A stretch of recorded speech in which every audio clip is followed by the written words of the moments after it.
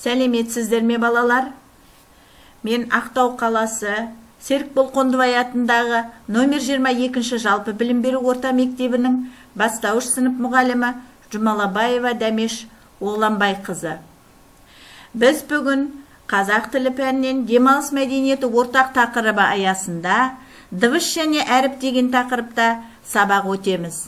Сабақтың мақсаты тыңдалған материал бойынша ашық және жабық сұрақтарға жауап беру.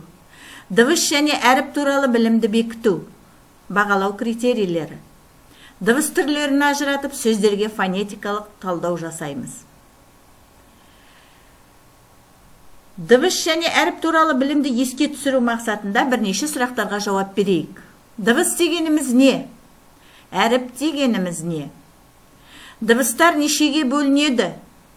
Дауысты дыбыстар нешеге бөлінеді? Дауыссыз дыбыстар нешеге бөлінеді? Осы сұрақтарға нақты жауап алу үшін бейне жазбаға назар аударайық. Дыбыс пен әріп. Тіліміздегі дыбыстар өкпедегі ауаның өкпе, көмей дауыс шымылдығы, ауыз,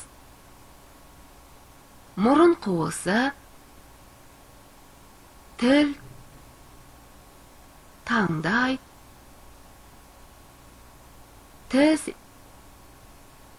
ерін арқылы шығуынан жасалады. Дыбыстың жасалуына оның ырғағы, күші, әуені әсер етеді.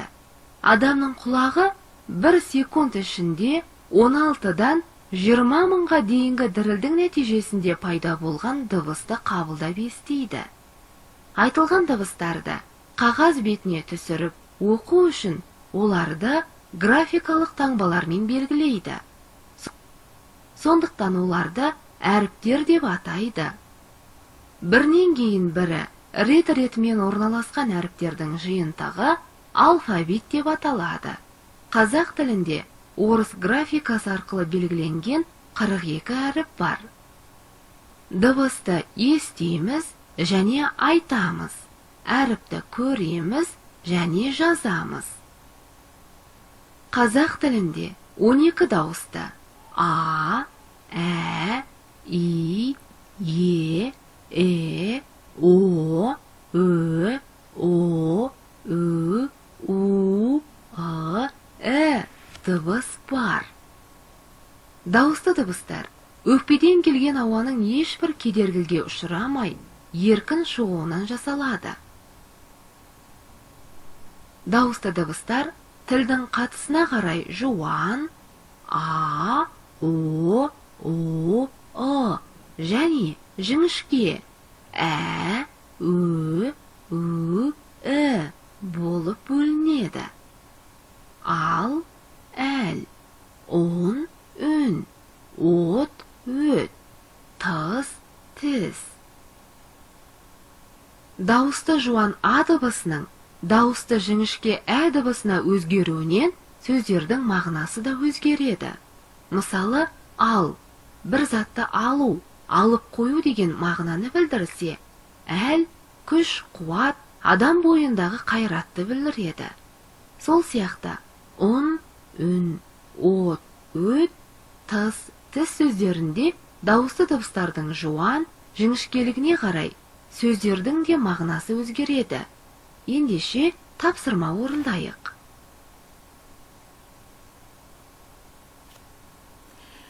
Тіл дыбысы тілдің ең кіші бөлшегі. Дыбыста мағына болмайды. Бірақ сөзбен сөзді мағына жағынан ажыратады. Тіл дыбыстары 2 үлкен топқа бөлінеді. Дауысты дыбыстар, дауыссыз дыбыстар. Дауысты дыбыстар жуан дауыстылар және жіңішке дауыстылар болып бөлінеді. Жуан дауыстылар А, О, У. Жіңішке дауыстылар Ә, Ө, Е, И. Дауыссыз дыбыстар қатаң, ұяң, үнді болып бөлінеді. Қатаң дауыссыздар П, Т, С, Ш, К, Х, Ф, С, Ч. ұяң дауыссыздар Б, В, Г, Ғ, Д, Ж, З, Х.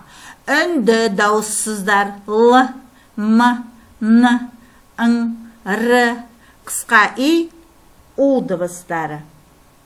Ендіше оқулықтағы тапсырмаларды орындайық. 99-ші беттегі 13-ші жаттығу. Ынтымақ күні өлеңін мәнерлеп түсініп оқимыз.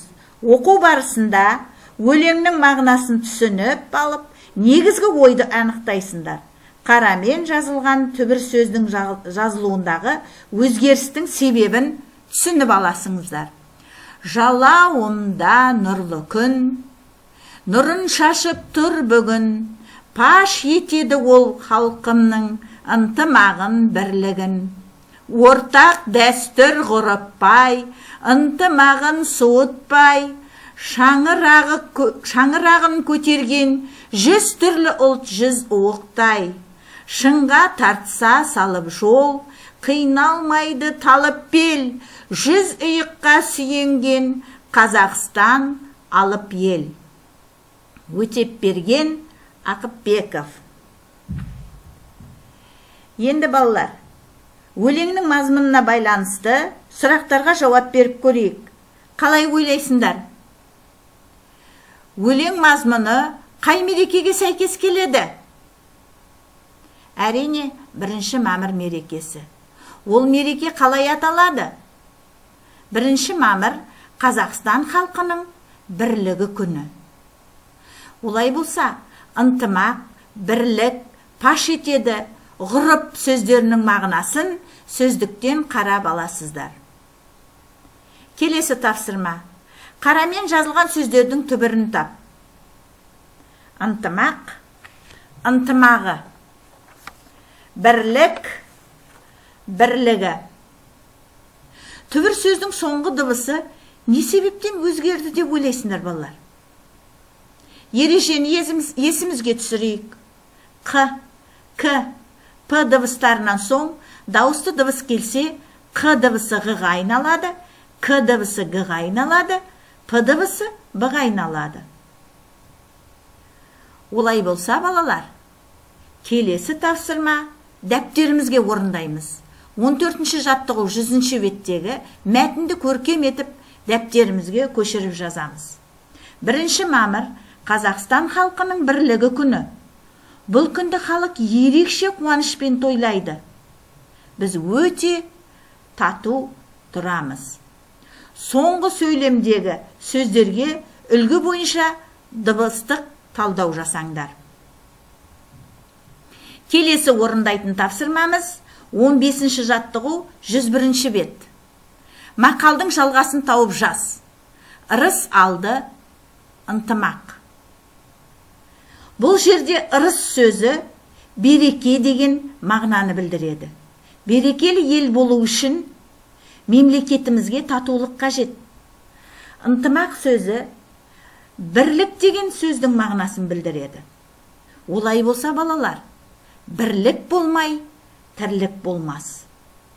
Әр адам өз отбасында береке бірлікті басшылыққа алса, мемлекетіміз де табысты болады. Сондықтан да, балалар, ырыс алды ынтымақ сөзін әрдайым есте сақтаймыз. Тапсырма. Бірлік сөзіндегі дауыссыз дыбыс түрлерін ажыратып алыңыздар. Б дауыссыз ұяң дыбыс, Р дауыссыз үнді дыбыс, Л дауыссыз үнді дыбыс, К дауыссыз қатаң дыбыс.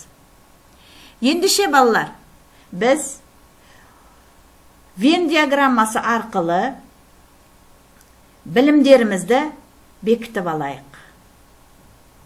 Вен диаграммасы бойынша дауысты дауыссыз дыбыстардың ұқсастығы мен айырмашылығын айтайық. Сонымен дауысты дыбыстар да кедергі болмайды екен. Буын жасайды, жуан және жіңішке болып бөлінеді. Ал дауыссыз дыбыстар кедергіге ұшырайды, буын жасай алмайды. Қатаң, үнді, ұяң болып бөлінеді екен. Ал ұқсастығы екеуі де дыбыс.